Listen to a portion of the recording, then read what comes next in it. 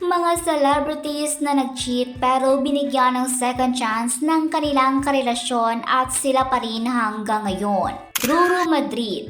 Hayagang inamin ni Ruru Madrid sa Fast Talk with Boy Abunda na nagtaksil siya kay Bianca Umali noong 20 years old lang siya. Nagdulot ito ng 8 buwang paghihiwalay na nakatulong kay Ruru na mapag-isipan ang kanyang mga pagkakamali at mapagtanto ang halaga ni Bianca. Matapos niyang humingi ng tawad, pinili ni Bianca na bigyan siya ng pangalawang pagkakataon. Ang subok na ito ay nagsilbing aral sa aktor upang magbago at sa kasalukuyan ay masaya at buo pa rin ang relasyon ng dalawa. Ronnie Alonte.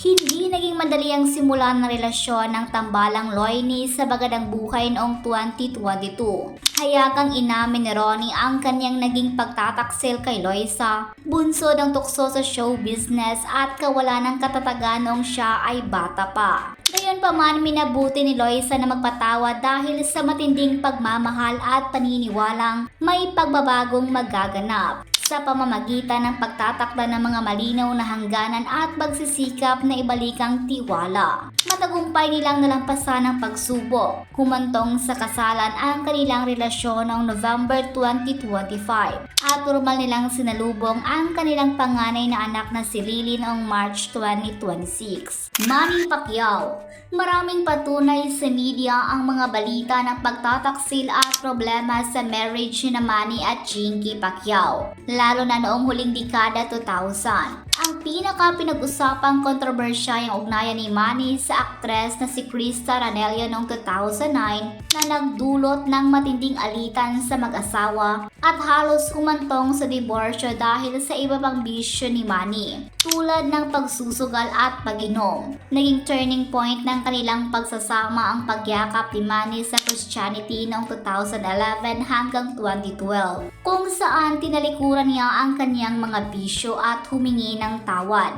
Pinili ni Chinky na patawarin siya dahil sa kanilang pananampalataya. Sa kasalukuyan, mahigit 2 dekada ng kasalang mag-asawa kasama ang kanilang 5 anak at itinuring ang kanilang kwento bilang inspirasyon ng pagpapatawad at pagbabago. Bong Revilla.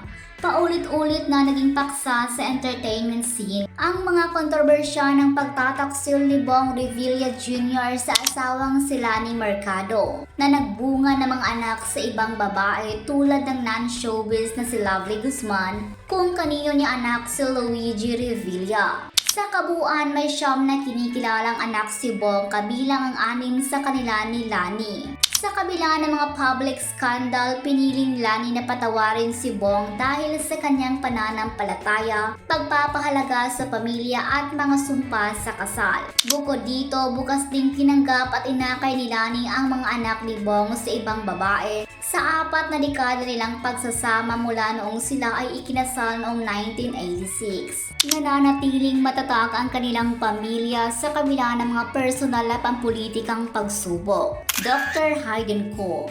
Isang malaking usapin sa mundo ng showbiz ang pagtataksil ni Dr. Hayden Ko kay Dr. Vicky Bello noong 2009 at ang pagkalat ng mga illegal na video nito kasama si Katrina Halili. Nagbunga ito ng pagdinig sa Senado, pagbawi sa lisensya ni Hayden at paghihiwalay ng dalawa. Gayunman, nagbago si Hayden sa tulong ng counseling at pananampalataya kaya pinatawad siya ni Dr. Vicky. Muling naibalik ang lisensya ni Hayden noong 2014.